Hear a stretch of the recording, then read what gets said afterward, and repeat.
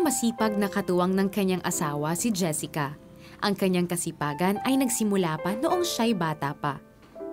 9 years old po ako nung nagtinda ng ice candy. Dala ko yung gamit ko, dala ko yung tinda ko. Pag naman naisip ko na kumikita ako kahit ganun kalit na halaga, sa akin po, para makatulong sa magulang ko. Tunay na mapagmahal at mapagbigay si Jessica, kaya naman hindi niya akalain na sa isang iglap ay masusubok ito. Mahal, pero naman ako ng phone mo, may iti-text lang ako. Sige. Kunin mo sa taas.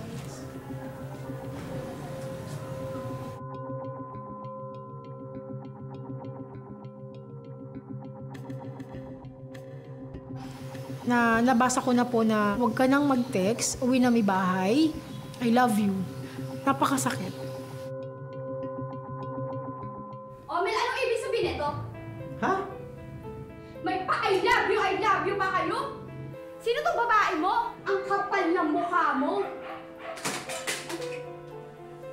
Tinanong ko sarili ko, may pagkukulang ba ako? May pagkakamali ba ako? Ano pa ba ang kulang sa akin?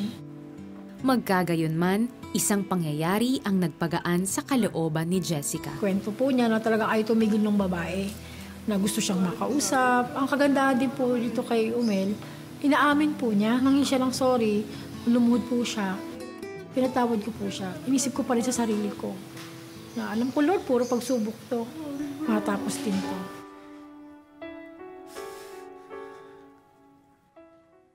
Ngunit isang araw, hindi inaasahan ni Jessica na One time po, nasa kwarto po ako noon, hinahanap ko po siya. Ang boses niya, talagang yung pang may tinatago, meron pong extension doon sa kwarto namin. Pag angat ko po ng telepono, narinig ko na po na ang sabi ng babae, bakit ganyan? Dumating lang ako galing Japan, hindi mo na ako pinapansin, bigla ka nagbago. Ang sagot po nung Umel, tapusin na natin to. Ayoko na, kasi mahal ko asawa ko, mahal ko ang pamilya ko. Ayoko masira ang pamilya ko.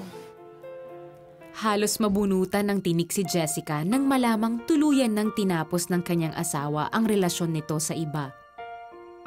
Doon din lalong napalapit si Jessica sa Panginoon. Naunawaan niya ng buo ang pagpapatawad ng Diyos. Kasabay nun ang paglago din ng kanyang asawa sa relasyon nito sa Panginoon. Lumipas ang panahon, pinagpala ang pamilya ni Jessica. Nagkaroon sila ng mga anak at sariling klinika. Subalit muli na naman silang dumaan sa isang pagsubok. Nagkaroon ng isang malubhang karamdaman ang panganay nilang anak. Isang sakit na hindi malaman kung saan nagmula. Nagpray po kami, nilehans po yung bata at pinagkatiwala po namin sa Panginoon, pinagkaloob po namin sa Kanya kung anong kalooban niya sa batang ito. Kung sa ganitong paraan, kukunin niya na po yung bata, tanggap na po namin.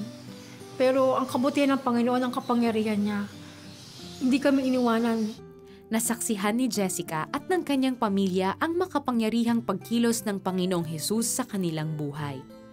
Nakaranas ng kagalingan ang kanilang anak na si Rafaela. Talagang laki ng puso ng Panginoon sa mga tunay niyang anak. Grabe, Miss Joyce. Nakaka-bless yung buhay ni Jessica. Yeah, ang dami nila talagang pinagdaanan. Pero I like what she said, na hindi ka pababayaan ng Panginoon dahil mabuti siyang ama. And He's really a good father to his children. And when you have a relationship with Him, di ba, we've been adopted into His kingdom, anak niya na tayo, at everything pagtiwala tayo na lahat ng pagdadaanan natin, He will always turn it around for our And that's good. important to realize na even if we have a good relationship with the Lord, there will still be problems. Yes. Magkakaroon pa rin ng typhoon signal 4 sa mga buhay natin. I know El Nino yun, pero you know, we will experience these severe things in our lives. And sometimes as Christians, or even if we're not Christians, no, inisip natin, ba't ganyan? Bakit ang daming pagsubok sa buhay? But we have to remember, God's word we can stand on. Romans 8:28 says, God works all things. Lahat ng bagay, kaya masama, mabuti, or neutral, He works all things for good. So whatever you're going through right now, kung may pagsusubok ngayon sa buhay mo, feeling mo it's too much, hindi mo na kaya, there is a divine purpose in all of this. And I guess that divine purpose is so that God can turn you into a reflection of Jesus Christ. Right. So if you're going through something, kung napakalaki ng problema mo ngayon, and you don't know what to do, and you believe that God is the answer to everything that is going on in your life right now, I want to pray for you. Please give me that honor. Lord Jesus, I heard the news today that you fix lives. Is this true, Jesus? Can you fix my life? I'm in so much trouble, Lord. Ang dami kong nagawang masama. Father, I am ashamed. I am in trouble. I am worried. Hindi ako makatulog. And I need you in my life. Will you forgive me, Jesus? I know you. I know about you. But I forgot you. So, Lord God, please forgive me. Starting today, I am asking you, Lord Jesus, to be in my life.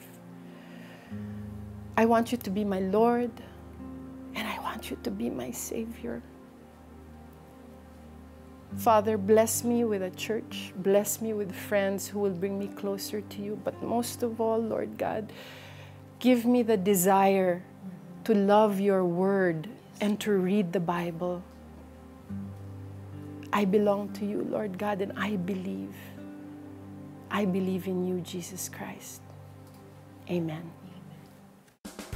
Sumabay ba kayo sa pagdarasal at tinanggap si Jesus bilang inyong Diyos at tagapagligtas?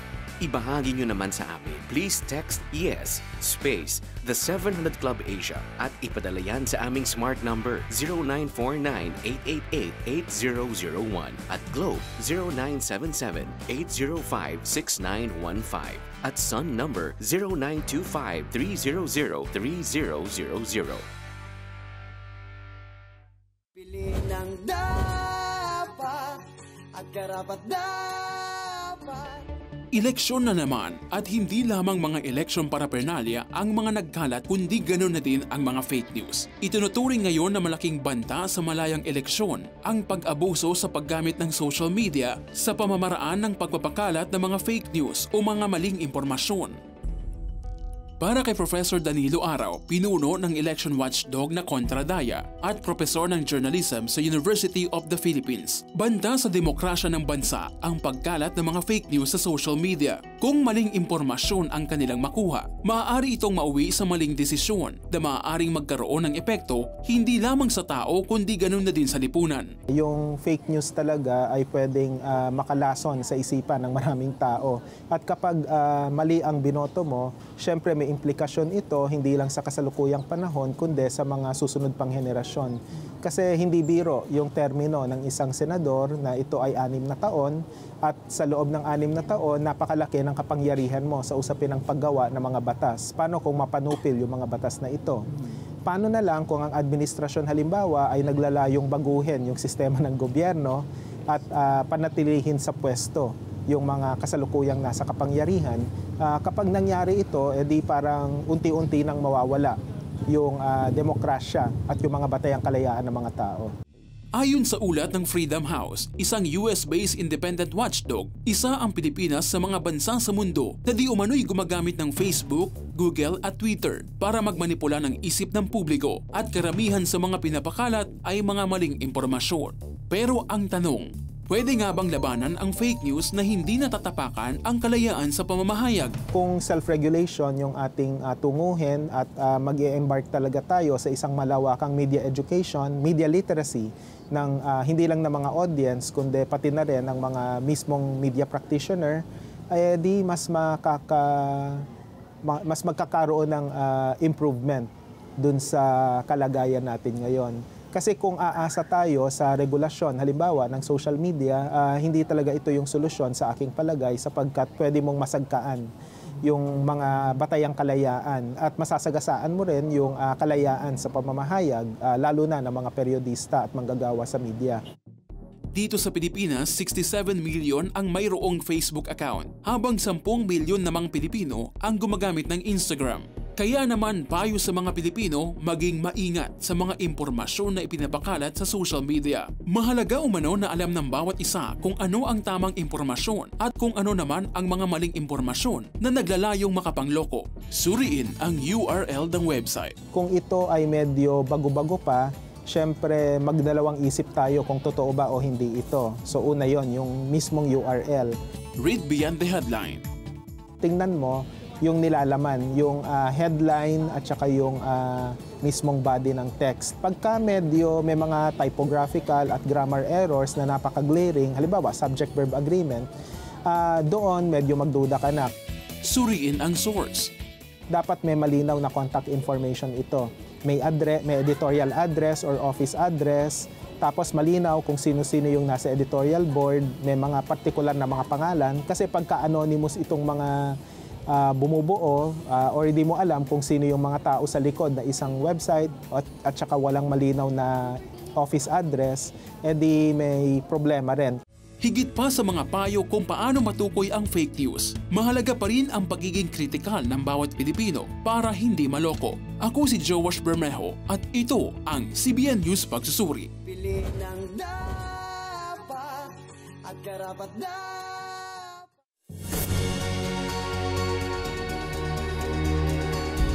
There's a bar in far Bombay. Ang angking husay sa musika ang naglagay kay Mel Villena sa pedestal ng tagumpay.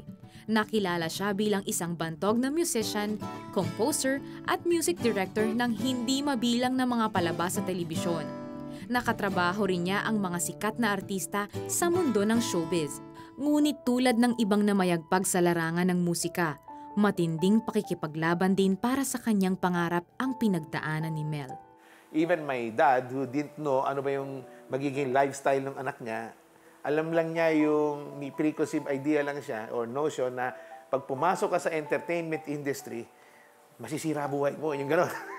Lalo pa pag naging musician ka, magiging sutil ka, ganyan. Ang lifestyle mo, mapupunta ka sa bisyo, baka mamatay ka maaga. Sa kabila ng hamon, lalong nagpursige si Mel na mag-aral ng musika. Sa katunayan, high school pa lamang ay naging music director na siya ng Kundirana, isang bantog na choir group ng LaSalle Green Hills kung saan mas nahasa siya bilang composer at musical arranger sa tulong ng kanyang mga mentors. Every piece that I write is always an adventure. Meron para ka naiisip na bago na naman. Kasama ka sa process ng discovery eh. Yung beauty nun is at kasama ka sa pag-discover ng paano ka uunlad or paano mo yung payayabungin yun. Mula sa pagtatanghal sa entablado ay pinasok na rin ni Mel ang mundo ng telebisyon. Subalit doon na rin nag-umpisa ang kawalan ni Mel ng oras para sa kanyang binubuong pamilya. Kasi if you play in a club or in a hotel na mayroong mga lounge ng ganyan, eh kung sino-sino mga pumupunta yon. Siyempre, mag-gravitate ka doon sa mga taong ganoon din. Yung para bang minsan eh, walang pakialam, wala na bukas. Eh siyempre, my wife is stays at home and then may alagang bata, no? Naintindihan ko ngayon yung frustration. Sa gitna ng nakakasilaw na kinang ng tagumpay at nakakalasing na palakpakan, ay unti-unting nagpakilala ang Diyos sa kanya. Isang kaibigan ng kanyang asawang si Nori ang nag-imbita sa kanilang dumalo sa isang Bible study. You want to see God working in your life, you should surrender it to the Lord. And then let His Spirit work. So, anyway, pinagdasal ko, sabi ko, Panginoon, by your Spirit, tanggalin mo nga itong paninigarilyo na ito eh. And then, let's see. Sobrang demanding eh, no? But God's love eh. Alam mo, uuwi kami, nagpa-apply kami ng EDSA, pauwi ka na. Sabi ni Mrs. ko, it took mga ilang minutes that never happens na gano'ng katagal na hindi ako nagsisigarilyo. Napag-ganon din ako, oo nga, hindi. Kaya siguro nagaganon ka dahil wala ka na-amoy na sigarilyo. Oo nga no, ba't di ka nagsisigarilyo? Hindi, parang pwedeng hindi eh. Di ba? Ganon. Alam mo, from that time on, nung dinasal ko yung prayer na tanggalin ng Panginoon, until ngayon, hindi na ako sumubok. Nagsunod-sunod ang himala at pagbabago sa buhay ni Mel at nooy naunawaan niya kung ano ang pinakamahalaga. You want the job, you want the good job na ibibigay ng Panginoon. Pero ang Panginoon ang bahala ron eh. Sa kasalukuyan, masayang naglilingkod si Mel bilang music director ng Exalt, Praise and Worship Ministry ng Christ's Commission Fellowship. Kasabay niya ring naglilingkod dito ang kanyang pamilya. Mahusay man siyang musikero noon, may mga panahong nawala rin si Mel sa tono ng kanyang buhay. Subalit, nang kanyang makilala ang Panginoong Jesus, ang kanyang buhay ay naging isang di matatawarang obra maestra. Pero ang importante, may anchor kang babalikan. Yung sarili mo at saka yung binigay sa'yo. Ngayon, it will be talagang really an amazing adventure kung alam mo na kasi yung Panginoon na nagdadala nun eh. Ang anchor, yung anchor, doon ka babalik pag nawawala ka eh. Wow, I really like yung sinabi niyang, if you want something to change in your life, you turn to God. Yeah. Tsaka anchor mo sa Panginoon. I totally agree with that, na may babalikan ka. I used to smoke too, you know, and I know the feeling of you want something, you know, alam ko naman smoking is bad. I think a lot of smokers know that really it's bad for bad, you know, for you and for the people around you, especially if you're a parent, no, may mga anak ka. Siyempre, ayaw mo yung ganung klaseng addiction na you can actually harm your own child, na even if you smoke outdoors and then you go in, yung amoy, na nabasa ko yan sa isang research, hindi yung amoy ng sigarilyo sa t-shirt mo ay nakakasama pala yan din sa mga anak mo at syempre sa mga kasama mo sa bahay. So, you know, when I tried to break away from smoking, I heard from the Lord. I was not a Christian then, but He told me in my heart, if you don't stop smoking, I will take you away earlier than scheduled. Yun. So medyo na-shock ako doon and I was able to stop. Like, boom, stop. Praise God. Praise God.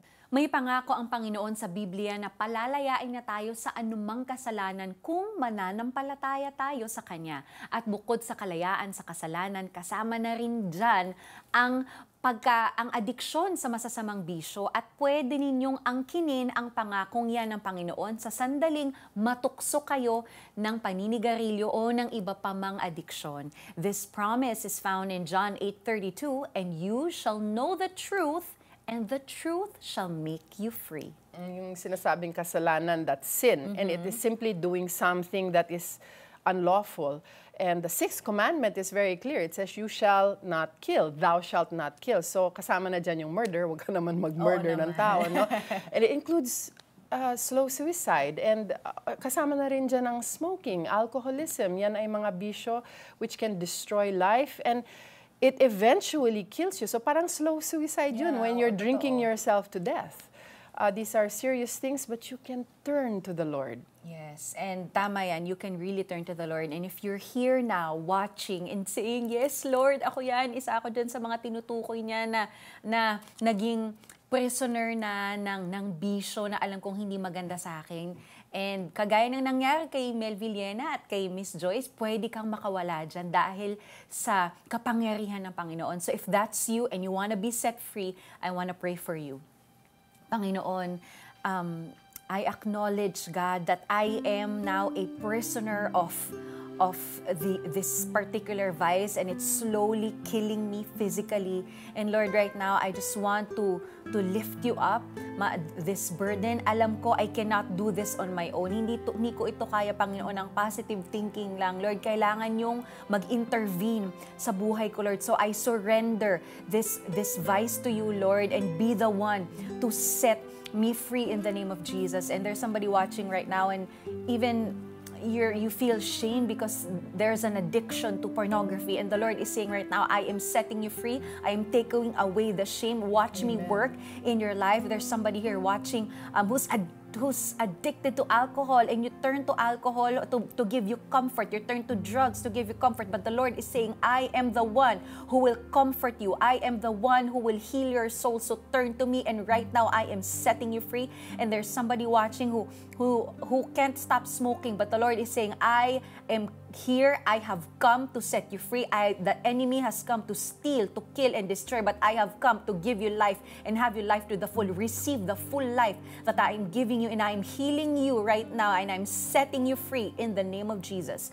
Amen. I want to pray for someone right now who is addicted to sugar. Actually, it's not just one person. A lot of you have received a word from your doctors that you need to go on diet, and sugar is one of the enemies that the doctor has identified for you.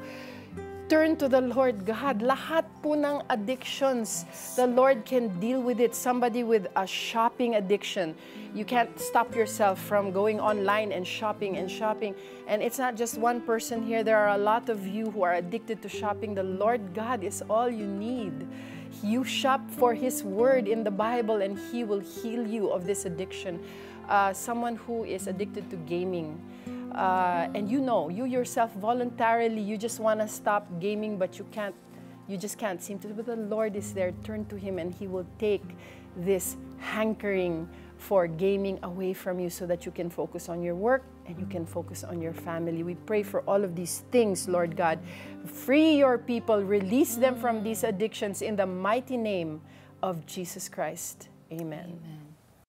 Nung kasal na kami, nagkaroon naman ako ng sakit which is polycystic nga. Sumabay kami habang nagpe-pray si Pastor Peter. Sabi ng OB ko, positive ka, pregnant ka na. Naiyak ako. Totoo ngang walang imposible sa Panginoon. Ibahagi nyo naman sa amin kung kayo'y sumabay rin at naranasan ang kagalingang galing sa Panginoon. Pwede nyong i-text ang aming smart number 0949-888-8001. Globe 0977-805-6915 at Sun 0925-300-3000 o mag-post sa aming Facebook wall, The 700 Club Asia.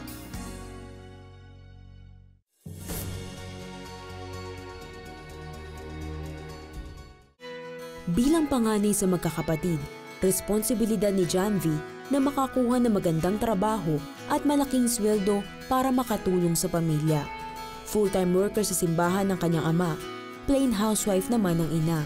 Habang ang dalawang kapatid ay nag-aaral pa, nagsimulang abutin ni John V ang pangarap na makapagtapos ng kursong Bachelor of Science in Accountancy noong 2003. Kumuha siya ng board exam para maging Certified Public Accountant o CPA. Iba yung board exam na sinasabi nila yan daw isa sa pinakamahirap na ganun. So, pensyonado ka na hindi mo alam yung nararamdaman mo. Ngunit ang kinatatakutang resulta ay naganap. Bumaksak sa eksamen si John V dahil sa natamong 74%. Sinasabi nila yung nasakluban ng langit at lupa. Parang literal palang mararamdaman ng isang taong bumabagsak yung ganong feeling na parang down na down, nagkakaroon ka ng self-pity na parang sasabihin mo, hindi ako magaling, bobo pala ako, ganyan. Wala, parang gusto mo lang mag-isa, ayaw mong kumausap ng tao kasi nahihiya kang malaman na bagsak ka pala. Nalungkot ako kasi ine-expect ko siya na papasa siya. Sabi ko, Lord, siguro hindi to yung time. Sabi ko sa Lord, kayo naman na nakakaalam ng buhay. Bagamat back to zero sa pag-aaral, hindi nawalan ng pag-asa si John V na makuha ang inaasam na titulo. Ngunit sa pangalawang pagkakataon, hindi na naman siya pumasa. 73% ang nakuhang marka na mas mababa kaysa sa una. Tatay ko, valedictorian siya sa lahat ng pag-aaral niya, tapos ako ganon. So, nandun yung pity sa sarili ko na parang failure yata ako, sabi kong gano'n. Ayoko nang humarap. Ang 4 na sulok ng kanyang kwarto ay naging piping saksi sa matinding kalungkutan ni John V. Mahigit 1 buwan din niyang ibinuhos ang lahat ng kabiguan sa sarili at sa Diyos. Sabi ko, Lord, nasaktan talaga ako. Kailan mo ako ibabangon ulit? Ano yung magandang buhay na nakalaan para sa akin? Parang sasabihin ko sa kanya, kung pwede ko lang silipin yung destiny, yung kinabukasan na nakalaan sa akin, pasilip mo na lang sa akin para hindi ko na maranasan yung ganito. Kasi hopeless ka eh. Inasa ko sa Lord lahat. Sabi ko, Lord, thy will be done sa buhay ko. Sabi ko, ikaw ang kumilos, hindi ako ang makita para gamitin mo ko para sa glory ng iyong pangalan. Sa pagsuko ni John V sa kalooban ng Diyos, doon niya natagpuan ang kapayapaan sa gitna ng kawalan ng trabaho. Nag-sorry ako sa kanila na yun, hindi ko nga na-meet yung expectations nila, na nag-fail ako for the second time. So sabi ko, alam ko may plano ang Panginoon kung bakit ko ito nararanasan. Naintindihan naman din nila ako. Sabi nga nila sa akin, just continue praying sa Panginoon at alam niya yung the best para sa iyo.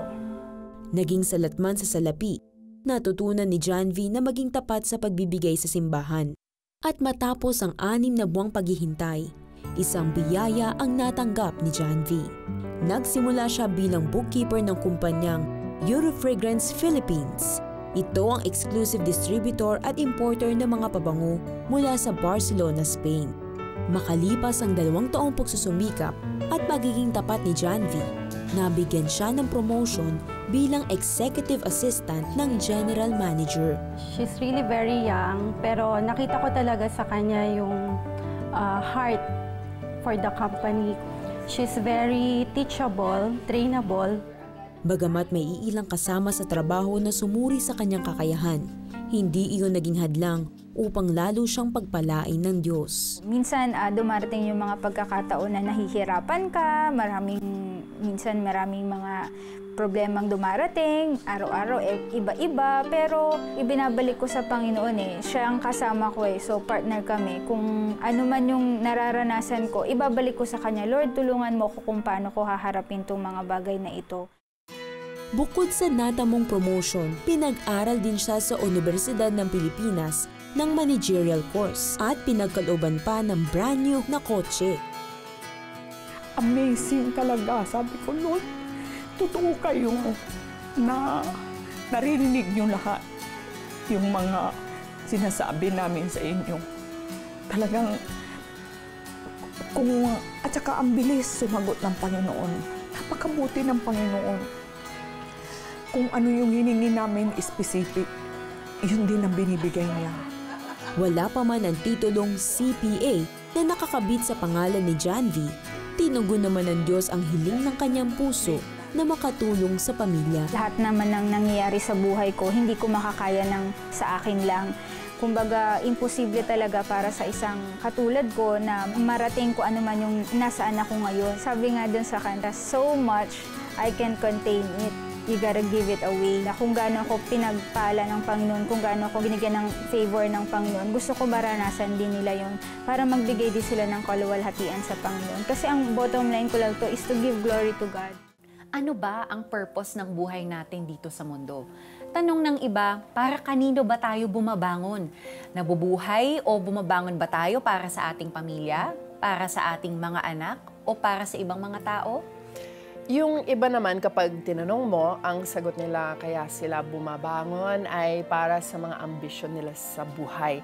At ang pinaka-popular na sagot ay, to be happy! Diba? That's a noble thing naman, Oo, no? naman. Diba? Everybody wants to be happy. And wala namang masama sa mga yon. They are virtuous life goals. Pero ang ultimate purpose talaga po ng buhay ng bawat isa sa atin, you know, happiness will just, it's Will only assuming... take you so far. Yeah, and it's assuming na ikaw, it begins and ends with you. But our ultimate purpose in life is to glorify Amen. our Maker, and that is the Lord. I know, that's wonderful. 1 Corinthians 10:31 says, so whether you eat or drink or whatever you do it all for the glory of God. May God bless you and keep you, and may He make His face to shine upon you and give you His everlasting shalom. Bye! God bless you! Jesus loves you! Ngayong Huwebes sa The 700 Club Asia, magnanakaw na, pasimuno pa ng mga riot sa kanila. Saan hahantong ang ganitong asta ni Romy? Ano ang nangyari sa pamilya ni Georgina at tinangkanyang kitlin ang kanyang buhay? Utility man ng ospital pinupuslit ang supply ng gamot. Ibinibenta ang mga ito upang may maibili ng droga. Mga kwentong nagtataglay ng inspirasyon dito lamang sa The 700 Club Asia. Huwebes, alas 12 ng gabi sa GMA.